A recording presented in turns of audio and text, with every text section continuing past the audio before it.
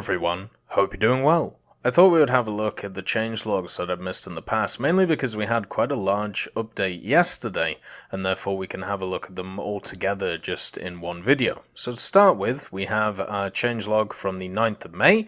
This is 1.97.1.88, and two pretty simple changes. The Swordfish Mark II had its cockpit added, obviously the gift Swordfish that was added for the VE Day stuff, which was really nice to see. The R5M motor gunboat as well. The salvo speed of the 24 82mm M8 rocket launchers was also increased up to 7 seconds to bring it in line with the G5, which was added. So basically two changes to two event vehicles, which is, nice to see, to make sure they're on par with everything else around them.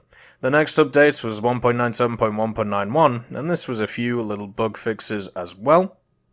The first one was a bug that might prevent the game from starting on systems installed with AVG or Avast antivirus has been fixed.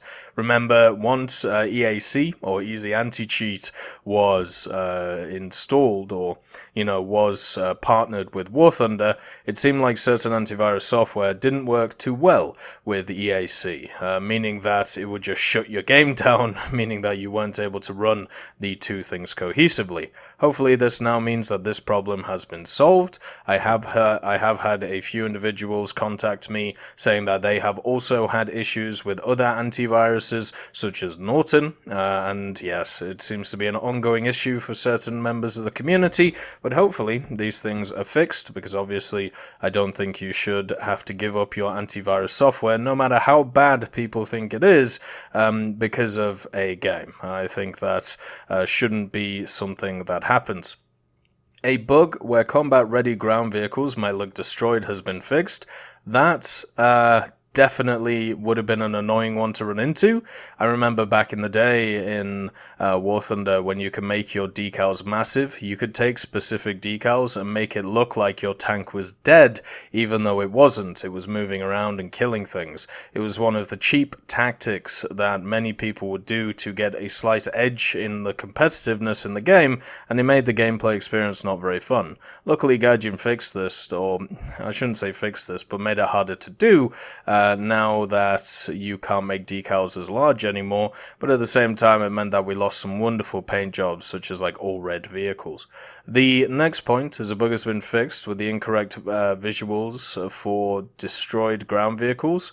There may have been a lack of fire and smoke effect, hatches may have appeared locked or shut, some external elements may have appeared undamaged. So once again, a change to the difference between a live and a dead vehicle, and I think this is good. One of the things that I've seen quite a lot, because my eyes aren't very good when it comes to ground forces, sometimes I will see a target and I will shoot it, not knowing that it is already dead. And normally what you would have to do before is you'd have to machine gun it, and then if like its cupola popped or if something moved on it in a weird fashion, it normally meant that the vehicle was dead.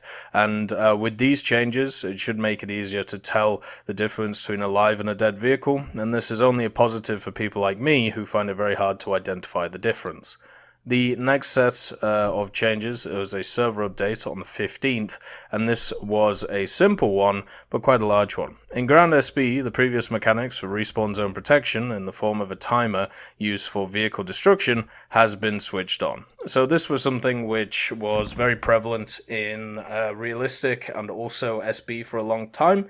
The main reason for it was so people wouldn't be able to enter spawns and be able to just sit in the spawn, wait for people to spawn, and then just clatter them as they went. Now, with the introduction of the way that the new system works, especially in RB,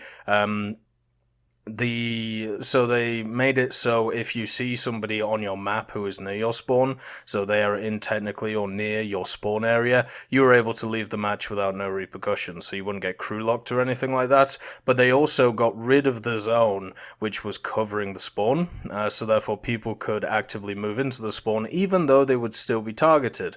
Well, in Simulator, seems like that had some negative effects, probably because Simulator is is a much more passive game mode.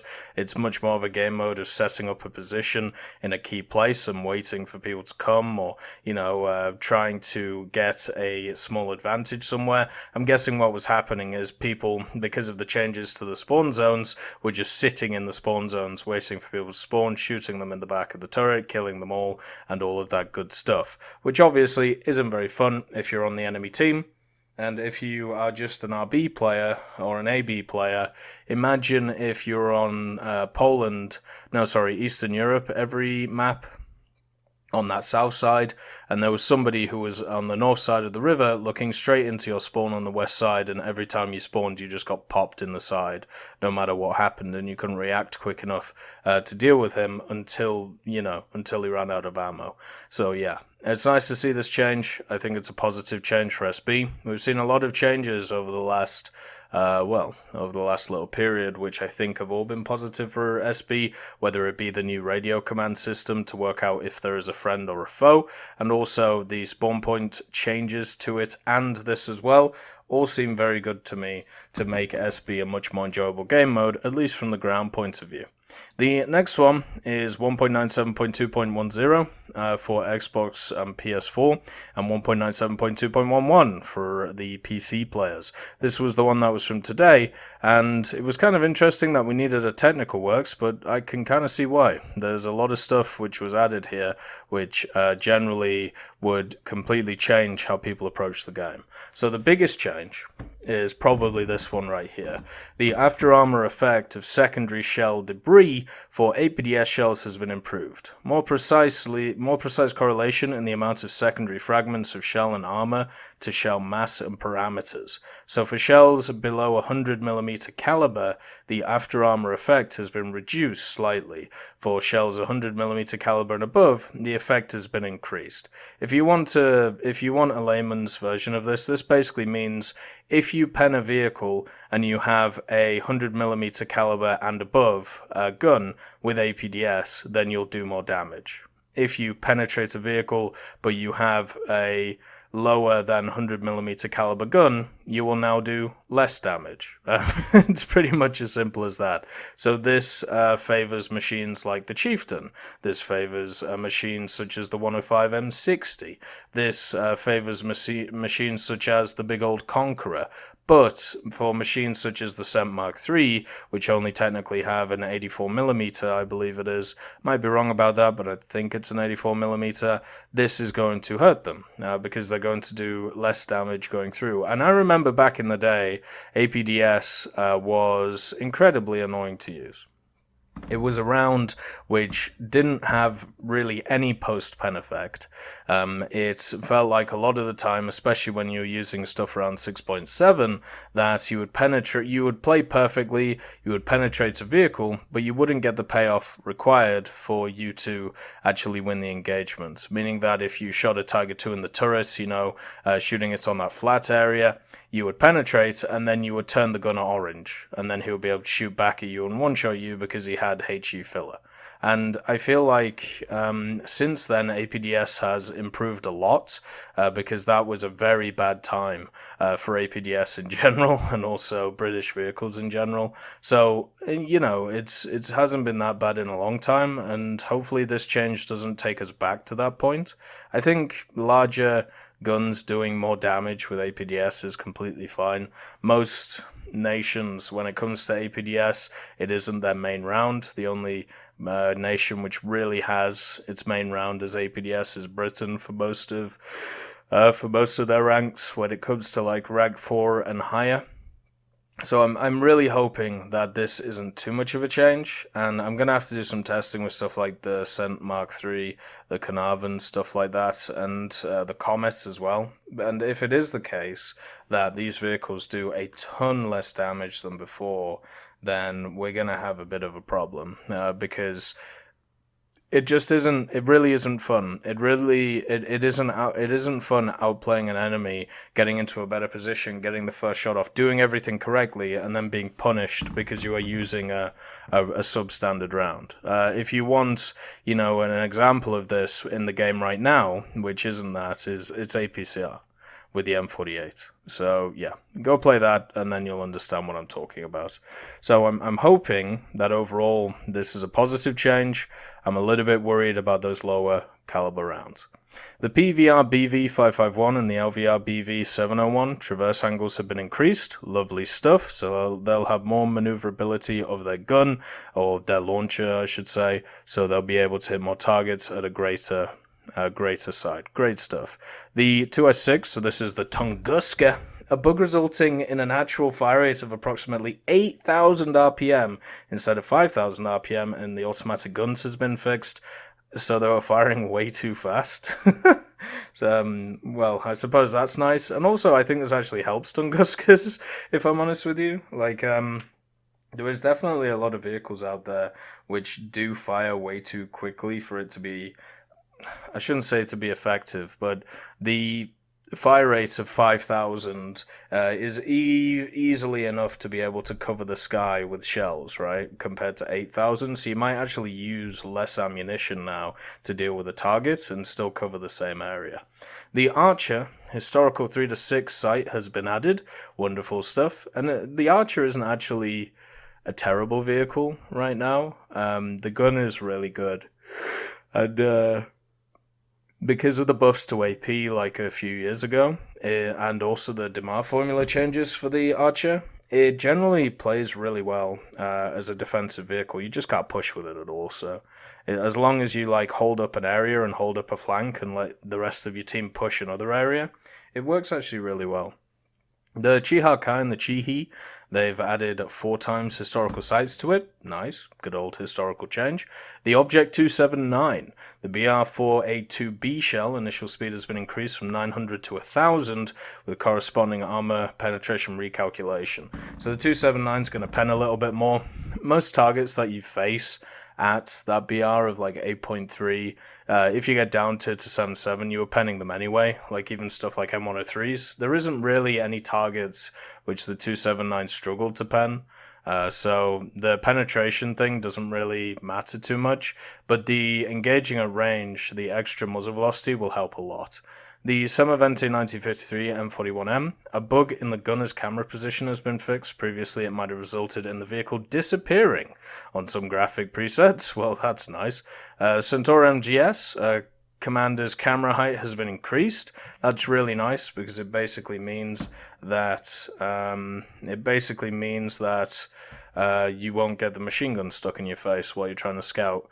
The Radkampfwagen commander's camera height has been fixed, so hopefully you'll have more coverage in that thing. I wonder if they're gonna fix the breach bug that has been there for ages on the Rad. You know, where if you look at it outside of bino view or outside of being zoomed in, it looks like the breach is detached from the actual vehicle itself. Maybe they'll fix that. Who knows? The Tunguska gun recoil animation has been fixed. Well, I mean, they reduced the RPM, so I'd hope so. The Vickers MBT, the excessive MG sight markers have been removed. Fair enough. I mean, I never really saw them as an issue, but I suppose they might be confusing to players who are playing it for some of the first times. The LVTGDGB M40 clarified the dependence of the limits of the angles for elevation and the angle of turret rotation to the gun. That is... Okay, let's read that again. Clarified the dependence of the limits of the angles for elevation and the angle of turret rotation of the gun. Right, I think I understand what this means. So, you know how if you have a vehicle, like the best example right now is the HSTVL, which is going to be coming out next update. Obviously, it has very good gun depression, but it doesn't have very good gun depression all the way around because the vehicle is in the way of the gun depression. So what this basically means is on the sides of it, where there is no vehicle, you can get insane gun depression. But on the, if you're like looking straight down the vehicle, then you actually have limitations because of the vehicle being in the way to your gun depression. I feel like that's what this is talking about with the LVTDGB. So pretty much now the gun, you know, will be more slaved to the actual vehicle itself and its, its actual physical nature instead of some other thing. And the same thing is happening with the A43 Black Prince, and hopefully this will mean that it's a little bit useful, but as we've talked about many times, the Black Prince has a few more inherent issues that a bug fix will not fix. The 50mm Mark 214A gun spread angles have been increased. Oh, okay, so you're able to fire all over the place. The SU6, all versions, the 37mm NS37 gun spread angles have been reduced, so now those guns are more accurate. I wonder if that's with and also without modification. Or is it just talking about in a stock sense or a spaded sense? Maybe it's probably talking about overall, if we're being honest. This is good for it. It means that you can be more accurate with those 37s. Those 37s are deadly in aerialistic battles. Like, they can pop heavies, mediums, lights, whatever you want them to, and you can easily clean up columns really quickly with it. So, and in ground forces as well. They're not as good because the SU6 platform is just generally not as good, but I still think they are pretty decent at the anti-tank role, so more accuracy is always good. The 20mm M61 gun, 30mm Aiden, the DEFA as well, all versions, after armor effect of the secondary debris for AP rounds has been improved. Smoke trail for tracer shells has also been removed. So they've made them realistic, basically. The fact is, it's always been very weird how a lot of shells have smoke like coming out of the barrels and stuff when they really shouldn't, and those are examples of ones which were, true. Same with a lot of World War II guns as well, though. Like, whenever you see like Spitfires, like with what looks like dust coming out of their guns, or BF-109s, that's technically not very accurate, but I suppose it does it as a visual cue in game, so you can kind of tell when you're firing and where you're firing. A bug has been fixed with the inability to start quick field repair while playing in a squad. Well, that's nice, fixing a few squad mechanics. Zoom in hanger axis was added. Controls common view controls. I use a custom hanger, so I suppose it doesn't really affect me too much, but I'm sure somebody was asking for that, so now you can get in-depth or out-of-depth of the vehicles. Maximum and minimum values shortcuts for view and hanger axis now work correctly. Bug was fixed. Lovely. So you'll be able to see more stuff in your hanger. I still think they should add a bunch of different customization to the hanger. It will be a great way for them to be able to monetize the game and also give people the ability to, put in what they want. So maybe at some point in the future that's what we'll see, but unfortunately that is not the case right now. I hope you all have a wonderful day, and I'll see you next time. I'd just like to thank Ambrosius McClellan, B. Young, Blackie, Chris Giltnane, Conte Baraka, Daniel Stanton, Elove Goat, Jay Wilt, Martinez, Trigger Hippie, Eugene's Terry, and also Samuel Slick for supporting the channel.